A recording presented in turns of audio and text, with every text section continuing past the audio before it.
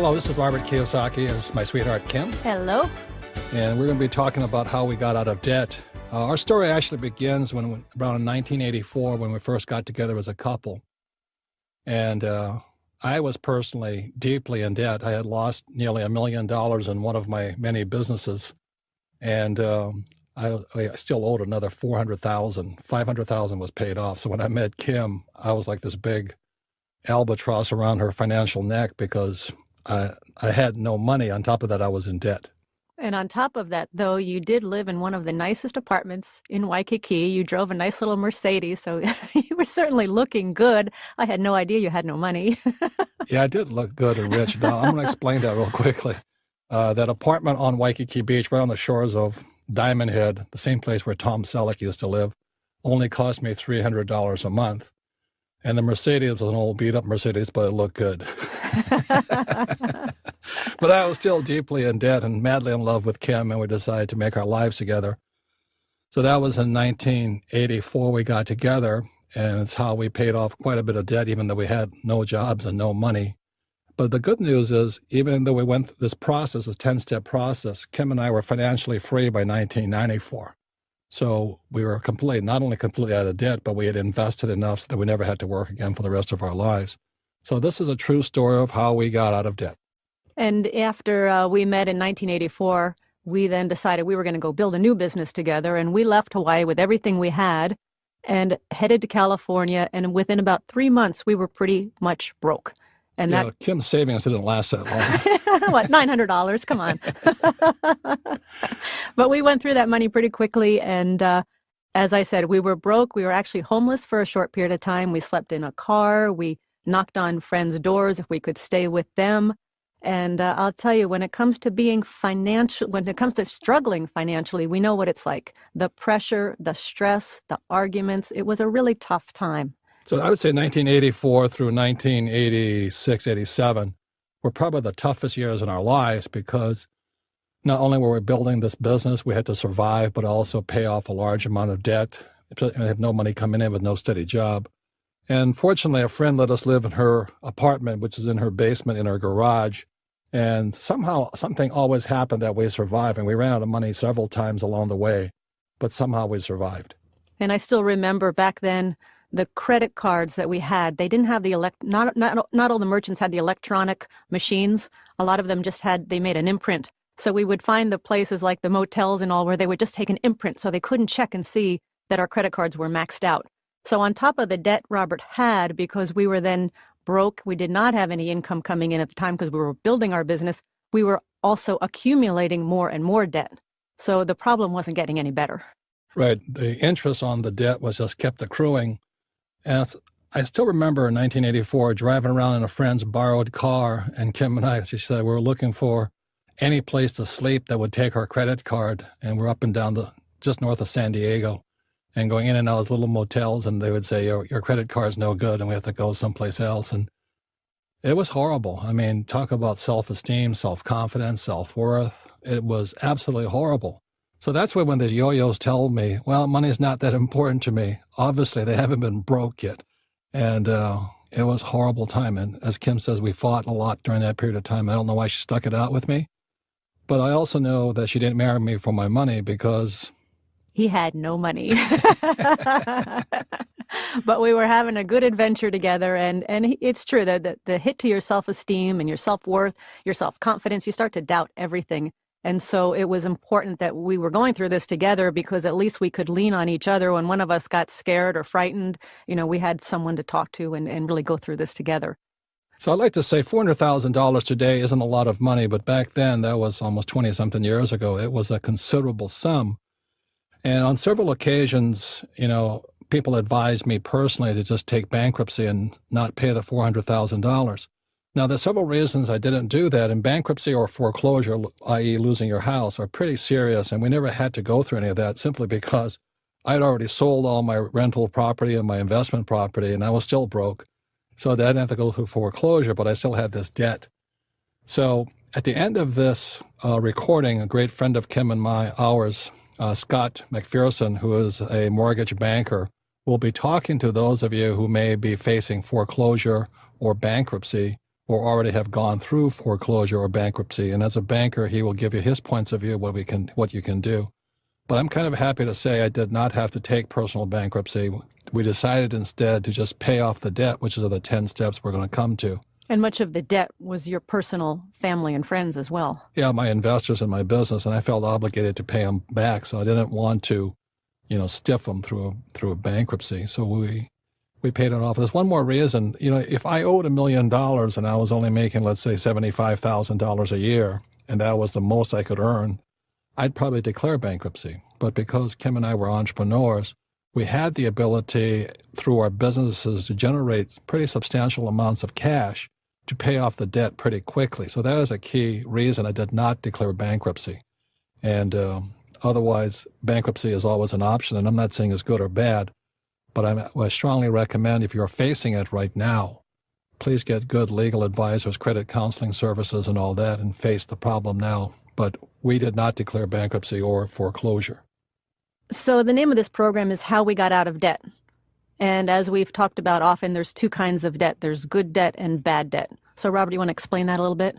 We had tremendous amounts of bad debt. And bad debt is debt that doesn't make you rich. For example, if I buy a house and I have to pay for it, I buy a car and I have to pay for it, that's bad debt. Or women who want to buy all that nice jewelry, that's bad debt. And nice shoes, that's bad debt. And good debt is debt that somebody else pays for you. But the reason getting rid of bad debt was so important for us in our starting our lives together was that it's easier to get good debt, i.e. loans and things like that on apartment houses and commercial buildings and rental property if you have no bad debt. And so we had no blemishes by the time we came through this process. We never stopped investing, by the way, but we did pay off the bad debt and get into good debt. So good debt is very simply debt that makes you rich and somebody else pays off for you, i.e. your tenants. And bad debt is debt that makes you poorer every month and you have to pay for. One more thing I'd like to add about financial intelligence. There's many people who just simply say get out of debt. And that's a good idea if it's bad debt. But if you're going to be a savvy investor or have a high financial IQ, it is important to realize there is good debt. And that's what I just explained. Another thing that's very important about good debt is one of the ways Kim and I were able to retire in less than 10 years was once we got out of the bad debt, or as we got out of the bad debt, we were investing with good debt. And what I say to most people who have mutual funds or stocks or bonds and savings, I said, the trouble with that stuff is your banker doesn't lend you money, i.e. savings are your dollars. I'd rather invest with my debt banker's dollars. So high financial intelligence is knowing how to use good debt to get richer quicker. But then that brings up the next subject. You got to know a good investment from a bad investment. And the thing I always say to all you mutual fund lovers out there is ask your bank if your banker will lend you $1 million to buy mutual funds. The answer is no, simply because mutual funds are too risky. So that's part of the financial intelligence. And the way we got out of debt and we got financially free so quickly was we knew the difference between good debt and bad debt. So what this CD is about is getting out of bad debt. So we'll start with the 10 steps of getting out of debt. And for those of you who have the workbook, please follow along with the workbook that comes with this CD series. So step number 1 is you got to tell yourself the truth. And I think that's one of the hardest things I had to do because, Kim had never met a financial disaster like me before. She couldn't believe anybody could be driving a Mercedes and living in a nice hotel right on the shores of Diamond Head and be flat broke, but also deeply in debt. And I kept pretending I was rich, and that was, I was faking it till I make it, and, I was praying to God and Jesus and Buddha and hoping that money would come by and pretending I had no debt, and I was looking good and, eating in the best restaurants and flaunting the cash, but I was flat broke. You can fake your girlfriends, but you can't fake your wife. And so the first thing I had to do with Kim was sit down and eventually tell her the truth that I wasn't as rich as I looked. Well, it's true. You've got to tell yourself the truth because if you have a goal of where you want to go, you're not going to be able to get there if you don't know where you are. Yeah. So basically, it's telling yourself the truth, not lying to yourself, not pretending anymore. Here's the hard facts. Here's where I am. Yeah, but I still thought it was a good deal. This condo right on Diamond Head Beach and the best. It was a Colony Surf hotel, and I had room service and all this great stuff. It still was only $300 a month. It was cheaper than any place else I could find at the time. It was a good deal. You were still broken in debt. Yeah, I could negotiate very well, and my Mercedes was a nice-looking 450 SL Mercedes, but it was kind of a little old and burned some oil. So once you have sat down and faced that you're going to tell yourself the truth, the step number 2 is you've got to stop accumulating the bad debt. Yes, and what that meant is sometimes you might have to make a little bit of sacrifice. And when Kim and I moved from Hawaii to California and then we went homeless right away, and we were living in the garage basement apartment, there was sometimes I had to run up. We had no money, and so Kim had like $2 to get through Friday, Saturday, and Sunday till I came home Sunday night and hopefully got paid for what I was doing. So I want you to tell them how you survived on $2. Well, first of all, gas costs. So I didn't want to use up a lot of gas and drive to a lot of places.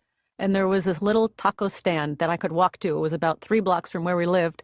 And so I'd walk down this little taco stand, get my little cheese and chicken quesadilla, and it cost me $1. And then I'd walk back and I'd have my quesadilla. And the next day I'd walk down and have a second quesadilla, and that's $2. And that's basically how we would survive at times. Right. And Kim is, she has a great figure and all that, but she does like to eat. But she was able to make 4 meals out of 2 for $2, and she survived. And I'd come home, Sunday night from a trip or either Monday morning, and then we had some money again. But then we went through the process of first getting out of bad debt rather than going out to a restaurant and sucking down some $100 bottle of wine and eating some prime rib and stuff. So we lived pretty frugally during this period of time till we got our feet on the ground and built a new business. So really what we did is we put a freeze on all of accumulating more debt on our credit card because for one reason, we couldn't use our credit cards because they were so maxed out. So again, we did have to make some sacrifice, but that alone started putting us into control of handling our money. Yeah, I wore shirts a little longer. I didn't, go out and buy a new shirt, a new socks, a new underwear. I kind of used them a little longer, washed them a little better, and kept going, but we didn't just keep spending money, which a lot of people do, because, a lot of times people eat or spend or they shop when they feel depressed. And I think that's really an easy thing to get into or drink a lot. I mean, I was tempted to hit the bottle a number of times. I felt so bad, but that cost money. So we just basically got back on our feet. It took us about 6 months. And then the money, once the business was up and running, cash started to come in on a little bit more regular basis. But during that period of time, we really made it a point not to just waste our money on things that got us deeper in debt. Which brings us to the next step. Step number 3 is make a list of all, and the key word is all, the debt that you owe. And she's still giving me a dirty look when she says the word all because, I had so much debt I didn't want to tell her. And I kept sneaking off and paying bills here and sneaking around there. And finally she says, because I didn't want to tell her how bad the Titanic was that I ran aground and called my last business. And finally we had to sit down and I had to write down all the investors I owed money to, all the friends and family I owed money to, and everybody I felt bad about, that I was still not paying and things like this. So she had me sit down and write. And even, the credit card companies, they get really nasty when you don't pay them. So I had to show her the envelopes I was receiving from the angry credit card companies and all this stuff, and basically tell the truth and face the music. I still remember every once in a while, Robert would put his list together, and then the next day he'd come back and he goes, well, I didn't think this one was so important, but there is this guy in Hawaii, and I really still do owe him $4,000. I could probably not pay him, and he'd be okay. I'm like, let's put down the $4,000. Let's put it on the list. Let's keep going. Yeah. So that alone was a little painful process. And his name was Richie, and unfortunately, he was a friend of both of us, so I had to tell him the truth. So we paid Richie his $4,000, even though he was fine with not getting it back because he had invested in a company and the company did go down. But I just felt personally obligated to him because I did borrow the $10,000 from him and I still owed him $4,000. So we paid him back the $4,000 eventually. So step number 4 is a very important step. And all you guys out there who are deeply in debt and all this, I'd like to say this is probably the most important first real step you can go through, or a major commitment. And that is hire a bookkeeper. If you look in the workbook, I talk about a bookkeeper as part of your team.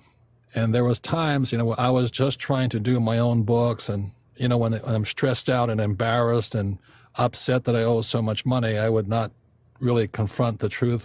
Plus I'm messy. I'm not very detail oriented. So Kim and I finally went out, and my rich dad talked to me, and we're talking over with him. He says, do you have a bookkeeper? And I said, no, because it costs too much money. And he says, look, rich people have bookkeepers. Poor people don't. You have got to keep accurate records. And you're not supposed to do that because your job is to make money, not to keep track of the money necessarily. Her job is to give you accurate records that you can look at, and a bookkeeper is the most important part of your team. So I say this right now because when I was facing so much debt, it was really hard to go and spend the $200 to $400 a month on a bookkeeper. But it was one of the most important steps. And like you go, for those who read Rich Dad, Poor Dad, in there, my rich dad always say, never say I can't afford it, because poor people say I can't afford it. So a bookkeeper was somebody that was very important, an important expense and key to us getting out of debt, because every month old Betty would force, especially me and Kim, to sit down and look at our financial situations, and we had to come up with a plan of how we were going to get out of debt. See, spending the money was the hardest thing for you, facing those bills twice a month and seeing very little money coming in and a lot of money going out. That took everything to sit down there and not want to bolt out of there. Yeah, and Betty was this little sweet little lady who was vicious if you didn't pay your bills. Talk about holding you accountable. Talk about making sure all your debts are there, making sure you're telling yourself the truth. That was Betty. Betty reminded me of my first grade teacher, and I was having, just nervous reaction every time I was around her. But she really held our feet to the fire, my feet to the fire especially, and we had to face all the bills and who was being paid what. And to this day, now we have multiple bookkeepers because the cash is pouring in. But I'll say it to all of those of you who may be in financial trouble, hire a bookkeeper, simply because rich people have bookkeepers. You don't have to pay them that much to start, but as your wealth grows, you'll really appreciate it if you have good records. Not only that, your banker will be more willing to give you good debt if you have accurate records and neat and tidy and timely and prepared every month. Now, one other story about Betty is that Robert and I also knew that we had to pay off our bad debt, but we also had to start accumulating money for our future. And so we had this philosophy. It was called Pay Yourself First. I'm sure it's familiar to many of you. And our plan was we had 3 piggy banks. And for those of you who have read Rich Dad, Poor Dad, you know about the 3 piggy banks. But let me say something about Betty first. She wanted to pay bills first. Now, she was a good bookkeeper, but she wasn't a rich bookkeeper. Now, if you want to be rich, you got to pay yourself first. So I would go in there and I'd say, okay, Betty, we're going to pay ourselves first. And then she'd turn into this old school teacher and start scolding me. So we'd argue back and forth. That's why she was a good member of the team. But we always paid ourselves first. And if you read the book, it's pay yourself 10%, 10%, 10%, or 30%. One for savings, one for investing, and one for tithing. So that means if you make $1,000, you're paying $300 right off the top. And most people scream and quit and cry and give up at that point. So the reason what Kim's mentioning the piggy banks is at the start, it may be too painful to pay 30% of what your gross is. So start with a piggy bank. I don't care if it's 10 cents a day or 1 penny a day, but get the habit of, putting money aside for savings, investing, and tithing. And if you do it every day, it becomes a habit. And for those who have read Rich Dad, Poor Dad, what I said, it's not money that makes you rich, it's your habits that make you rich. So even when you're broke, even when we were broke, we still paid ourselves first. And the reason Betty is probably still broke is she never paid herself first. She paid her bills first. So our rule was with every dollar bill that came into our household, we took 30% off the top. And as Robert said, it doesn't have to be 30%, but that was our discipline. But here's what Betty would say. When we proposed this to Betty, she goes, because we had all these bills that were due and all these creditors that were screaming at us to pay. She said, oh, no. Here's what we're going to do. We're going to pay all the bills first. And then what's left over, we'll put into your piggy banks. And that's why she's still poor. Because there was never, ever going to be anything left over because we owed so much money. Please hear this. I mean, this is probably the next most important thing after hiring a person like Betty, is you've really got to pay yourself first. Please hear me. Poor and middle-class people pay themselves last. So the hard part was we would take off, and I said, it doesn't have to be 30%. Let's say even if it's $10, $10 per month, at least you get in the habit of doing that. And then you pay your bills, and you'd be surprised how smart you become if you have to pay those bills, because look, your piggy banks don't scream at you, but the people who want their money do. So if once you pay yourselves first, the people that scream at you kind of give you the motivation to go out and find some more money. And I was amazed at how fast that money would accumulate, because you put it aside, you're not allowed to touch it. It's for investing, for charity, and for savings. And so we did not touch it, but boy, did it accumulate quickly. And that's actually part of the how we got financed on our very first property. Right. And if you look and you listen to most people who are really rich, like some of the really rich guys, they say save 50%. I forget John Templeton he says you put 50% aside. Now, 30% was hard enough, but he says if you keep increasing it, pretty soon that 50% grows to 60% to 70%. So today, even though Kim and I make millions and millions and millions of dollars, we're now reinvesting over 80%. So the 30% kept growing simply because we established good habits during this process of getting out of debt, of bad debt, and getting into good debt. So one of the reasons we're getting richer faster today is that we're now investing millions and millions of dollars, but we're still living we're not frugal by any means. We have a nice house, nice cars, and all this stuff. But we got into the habit of paying ourselves first. So 30% can grow today for us 80%. And I think that is one of the biggest secrets about paying yourself first. As I said, Betty, bless her soul, paid her bills first. And I used my bill collectors and people who hated me as motivation to go make more money, but I still paid myself first. And by the end of this program, and if you read the workbook, you're going to find out the formula for how to pay off all your debt. Plus, the other objection we get is I don't have any money to invest. So you're going to learn, number one, how to pay off all your debt. And number two, you're going to have money to invest if you follow this formula. So that's the setup, and just know it's mostly discipline and determination. And please hear us. So that was 1984 to 1994, and Kim and I were financially free in 10 years. We never had to work again for the rest of our lives and still got out of all this debt. So that's why this formula works. So let's go through steps 5 through 10, and we'll now go into the step-by-step. And this is where Kim is very good at this process because she primarily set the whole thing up to do it. And again, go to your workbook so you'll see these diagrams, and it's hard to follow if you don't have the diagram. So please take it over, Kim. Okay, well, this is step number 5. And now that you've got a list of every debt that you owe, you're going to make a visual picture of that debt. And very simply, what you're going to do is you're going to draw a quadrant for each debt. And in the upper left-hand column of the quadrant, you're going to put the creditor. So, for example, it might be Visa. In the upper right-hand column goes the total amount owed. Total balance owed. Bottom left-hand corner goes the minimum monthly amount that you have to pay every month. And in the bottom right-hand corner, you're going to divide your total amount due into the monthly payments.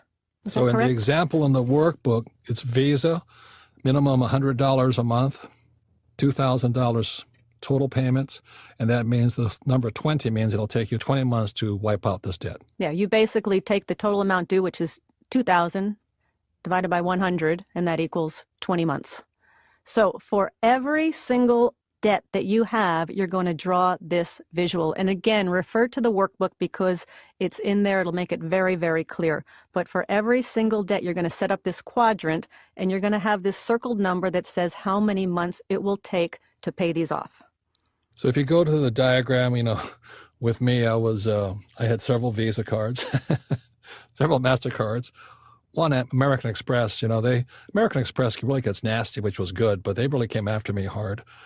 And then there was other things like school loans, car loans are number 2, personal loans. So all of these debts we had to line up. Plus, I had creditors I owed money to. So as Robert said, it's every single debt. And a lot of times, as I said with Robert, he wanted to tell me about this one guy in Hawaii that maybe he has to pay. So the people that you owe money to, even if you don't have a monthly plan set up with them, make one up, but put them on your list. In this list also includes your personal residence. If you own a house that you're living in, put that figure in there too. Okay, so let's go to step number 6, because one of the reasons Kim and I got so much richer faster was we paid off our house, everything, because that's bad debt. A lot of people call your house an asset, but it was really a liability. Is it a good investment? Yes, but I don't want to make monthly payments to live there for the rest of my life because that's bad debt to me. So with this process, you can get completely out of debt, including your house and cars, if you follow it step by step. So step number 6 is to determine the order for paying off each debt. And this is where that little circled number is going to come into play. You're going to start with the smallest circled number you have. And if you look in the workbook, that's not the Visa payment that we just talked about. Visa payment came in at number 6, but the smallest circled number was number 8, which was a department store credit card loan. It was $800 owed, and you had to pay $100 a month, so the circled number was 8. That's the smallest number in the example that we use, so that's number 1. That means you're going to pay that debt off first. And people often say, I want to make one comment, This does not take into account the interest rate on the debt. And shouldn't I pay off my biggest interest rate first? Don't we want to get the one with the highest interest rate off the books first?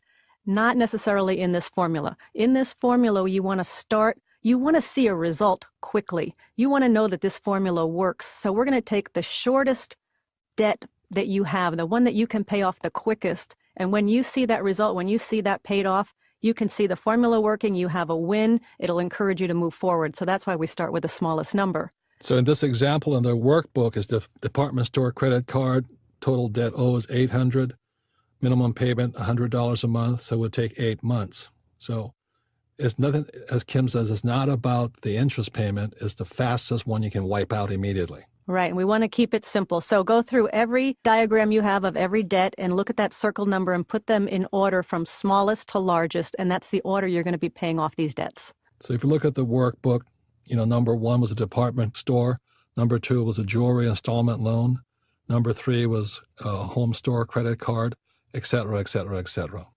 Once you have all the numbers lined up, then step number 7 is... This is the key, and this is really the only thing you really have to put some effort into. And all you have to do is come up with an extra $100 or $200 per month. And what do you do with that $100 or $200 a month? Well, first of all, people are going to say, oh, how do you come up with an extra $100? I'm strapped. I'm up to here. I can't make any more money. What do I do? What do I do? And so Robert and I were talking about, well, what did we do? We went and started little seminars. We had little seminars, 10 people.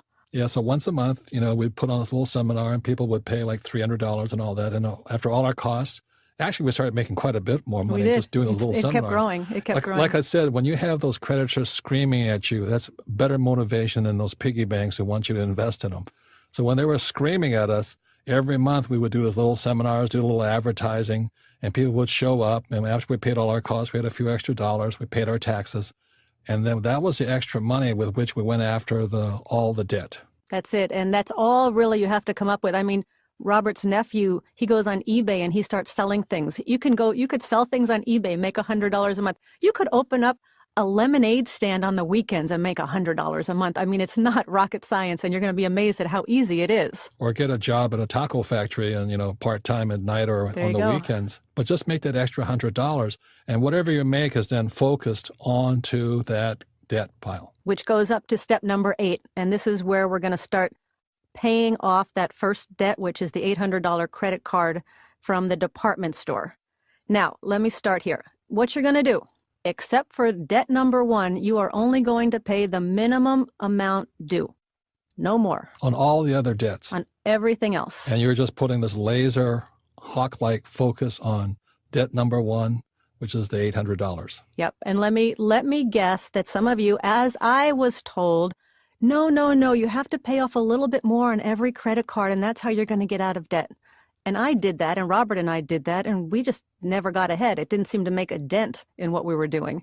So I knew that formula wasn't going to work. So again, minimum monthly amount due on every other debt except debt number 1. And then because we stepped it up to, let's say, $200, instead of taking 8 months, it took 4 months to wipe it out entirely. Right, because debt number 1, your minimum amount is $100. You're now going to take that extra $100 that you've made, and you're going to apply it to debt number 1. So instead of $100, you're going to pay $200. So instead of paying it off in 8 months, it's going to take you 4 months. Boom! And it's gone. And all of a sudden they go, holy moly, now. Celebrate. You celebrate, but now you have an extra $200 because you got the $100 that you were paying off on that credit card debt or that department store debt, and you have the extra $100 you make in a month, so you have $200, and now you can go attack the next one. And this is, again, why we start with the shortest time period possible, because, wow, look, it works. All right, I got rid of a debt. And so that's one of the most important things, is to keep your confidence up as you go through the process. Yeah, buy yourself a Diet Coke and celebrate. There you go. Do something. But do celebrate. Okay, so also when you pay off that first debt, now that you have this visual diagram in front of you, take a big red marker and put an X through it. And that one is off your charts. It's done. Celebrate. Step number 9, time to move on to debt number 2. Now, here's what you do. Debt number 1, you've been paying $200 a month. So you go to debt number 2. If you look in the workbook, debt number 2 is a jewelry installment plan. You owe $400. Your minimum payment is $45. So instead of paying just $45 every month, you're going to pay $45 plus the $200 you were paying on debt number 1. So you're going to pay $245 a month on debt number 2. And guess how long that's going to take you to pay that off? Less than 2 months. Poof. Done. Gone. Gone. Celebrate. Yep. So you cross that one off. Now you move on to debt number 3. Look in the workbook, and that is a home store credit card. And debt number 3 is $120 minimum payment. Add the $245 you were paying on debt number 2. You're now paying $365, and your total debt is $1,200. So it's going to take you, instead of, as it looks, 10 months, it's going to take you much shorter than that to pay that off. And you'd keep going through this process, adding every time to your new debt the amount you were paying from the last debt. Obviously, this is not going to work if you pay off one debt and you go back into debt, or that you pay off one or two and then you go back to making the minimum payments. What you're doing is you're laser focusing on wiping out each one of these debts or loans that you own until they're all wiped out. And if you follow this process, it should take you 7 to 8 years to completely wipe out even your home mortgage. Yeah, most people tell me it's 5 to 8 years to get completely out of debt. And if you look at the example in the workbook, this person was over $200,000 in debt, including their home. Their home was $150,000, so they had $50,000 in debt on top of that. In going through this formula, in just over 3.5 years, they had the $50,000 entirely paid off, and it took them less than 4.5 years to pay off their house completely. So in about 8 years, they were completely debt-free of $200,000. So again, in about 8 years, they were entirely debt-free. The house payment alone was going to take them over 20 years. So here they are, 8 years debt-free. And all they had to do was come up with an extra $100 a month to do that. That's it. And a lot of discipline to keep rolling through. And a lot of discipline. This is what Betty, the bookkeeper, fought us on, but it worked anyway. And then the next step 10 is how we became financially free instead of going back into debt or just spending that cash on doodads and things like this. For those of you who are rich dad, poor dad, or played the cash flow game, you know what we do is we invest that money even faster. So in this case, all that money, instead of spending it, we just kept buying more properties, stocks, bonds. We never buy mutual funds. But we had money to invest at even greater rate of speed. And that's how our investment rate went from 30% up to 80% today, and is now in the millions of dollars we're continuing to reinvest. And we live off of our cash flow from our properties. So it's really interesting how this process starts to snowball. It's a compounding effect of getting richer and richer faster. So this process of getting out of debt was how we started in 1984, and I was really in bad shape. And Kim applied some discipline and some truth-telling to the process, and holding my feet to the fire, and we had Betty to keep my conscience in and remind me. And in 10 years, we not only were out of debt, we were financially free. We're making about $10,000 a month, about $120,000 a year, and our expenses were about $36,000 a year. So every month we made about $10,000 from our rental properties and about $3,000 in expenses, and we just still to this day, 10 years later or 20 years later, we just keep doing the same thing, and now it's in the millions of dollars. Same habit, same process, staying out of debt, getting richer and richer.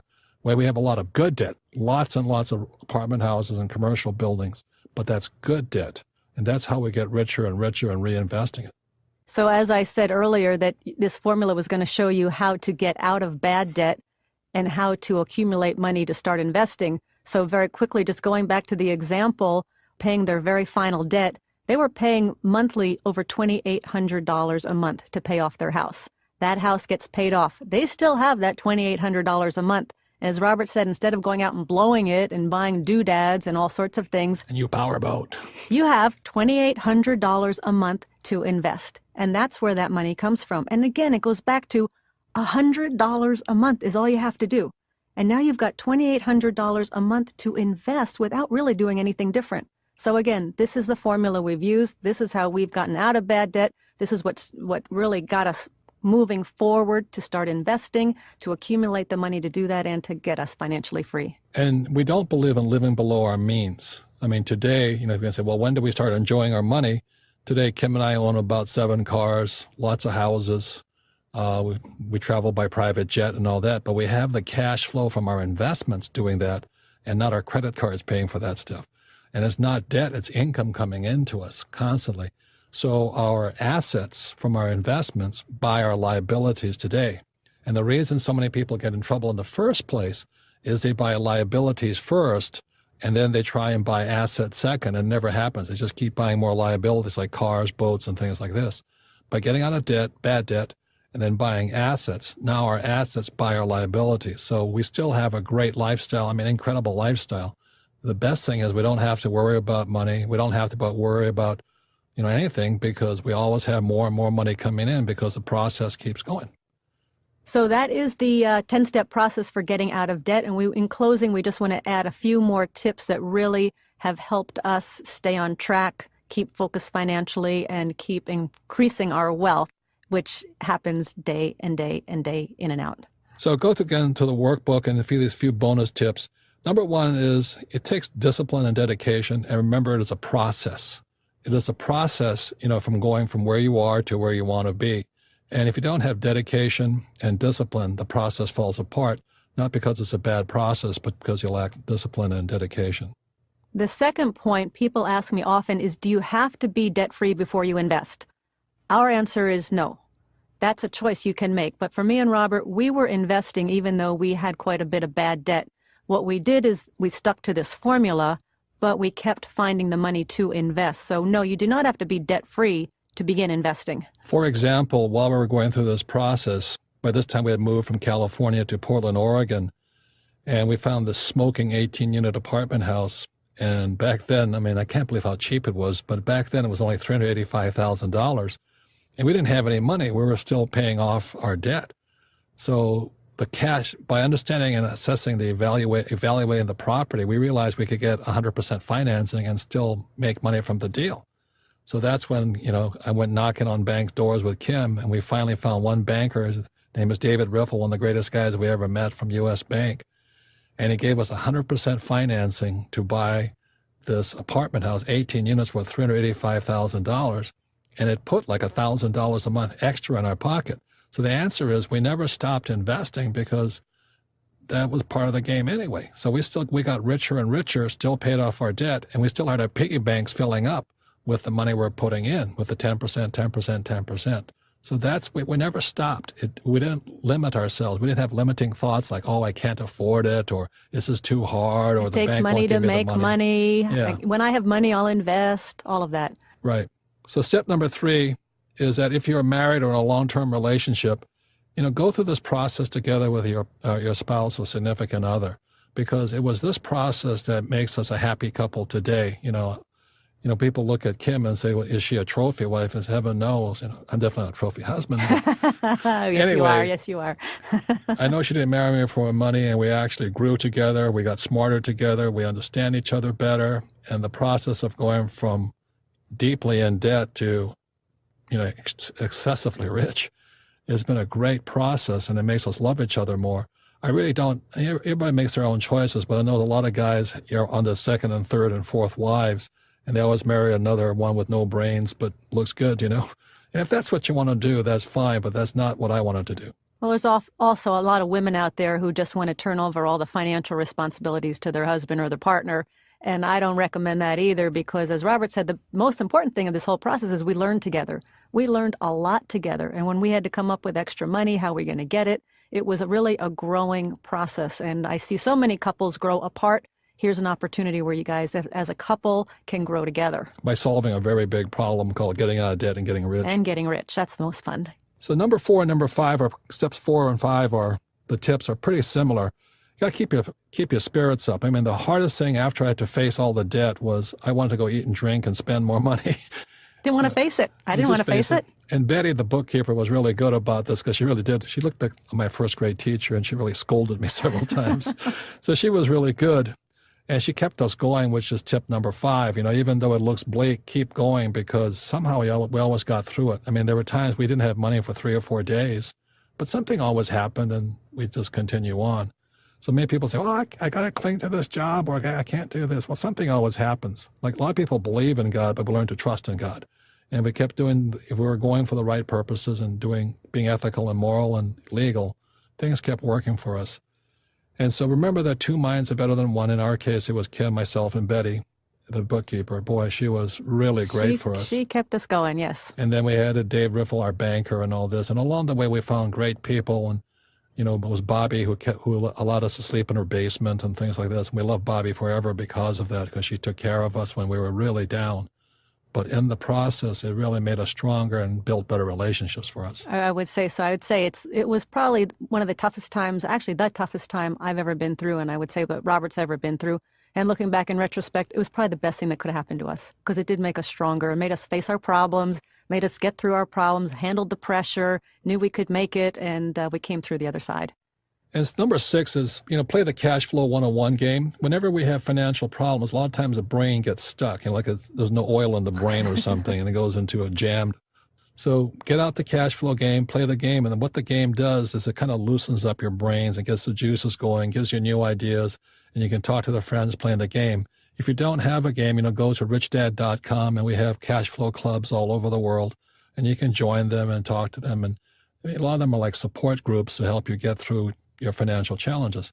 Donald Trump and I wrote a book together, was Why We Want You to Be Rich. But if Donald Trump was $1 billion in debt, and I was only $1 million. And it actually made us better people, facing the problem and getting out. So all of us have money problems. It's just how you handle them. So find the cash flow game, get together with some friends, play the game, and, I think your brain will come up with solutions that are unique for yourself. So as I said at the start of this CD, that some of you today are facing a foreclosure, which is the bank taking your home, or a personal bankruptcy, or you've already gone through a foreclosure and a bankruptcy. And those are kind of extreme situations. And thank God I didn't have to go through it because I paid off my debts. So here is Scott McPherson and I doing a short interview, and he is an investment banker as well as a mortgage banker, and he can give you a banker's point of view on the subjects of foreclosure and bankruptcy. So welcome, Scott. Good morning, Robert. Well, what would you say to somebody who right now they've missed a number of payments on their house, or they lost their job, let's say, or they have hospital bills they cannot pay off? What, as a banker, before they go into a foreclosure or into bankruptcy, what would you recommend? Well, there's a variety of different things. There's the pre and post reaction to a foreclosure or bankruptcy that we're going to discuss a little bit. On the if it's imminent and you think you're going to lose your property and you're going to file bankruptcy, or you're going to go into foreclosure or are in foreclosure currently, what I would recommend is to maybe do a little bit of the obvious, and do the right thing. Try to go get yourself help with credit counselors and so forth, and do things that you can try to help yourself prepare for the inevitable maybe of losing your house. Number 2, I think you try the best you can is to market your property, do what you can do to try to sell it if you can, but sometimes you just can't do that in a falling market. And number 3, I would say have open communication with your existing lender and try to work something out with them, because there's a variety of different things, especially in the marketplace that we're in today, that lenders want to try to do this. They don't want a foreclosure either, but I would strongly suggest you have open communication and be honest with them of your situation.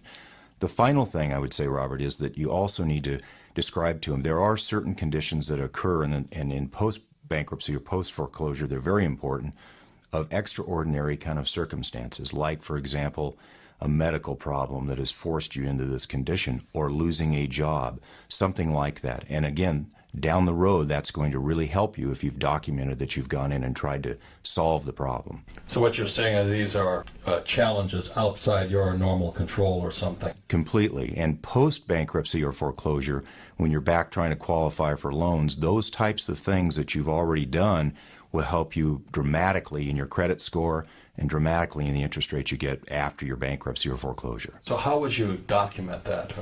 Well, I think what you would do is you would have correspondence with your existing lender and explain what the situation is to them very openly, and explain and show that you tried to work with them and to try to solve the issue. Whether it's a two-way street or not, it doesn't really matter, but you've tried. It's been an open door. Also, I think by going to credit counselors and so forth, I think that is, you keep those records and their recommendations and act on them. Try to do what you can do, even though it's a limited basis if you're going through a very tough financial time. So what you're doing is you're showing good intent and openness. Completely. Now, what happens as a banker? Let's say I came to you, and like I said, I'll just restate it again. I don't have a bankruptcy or a foreclosure against me, although I've been nearly $1 million down.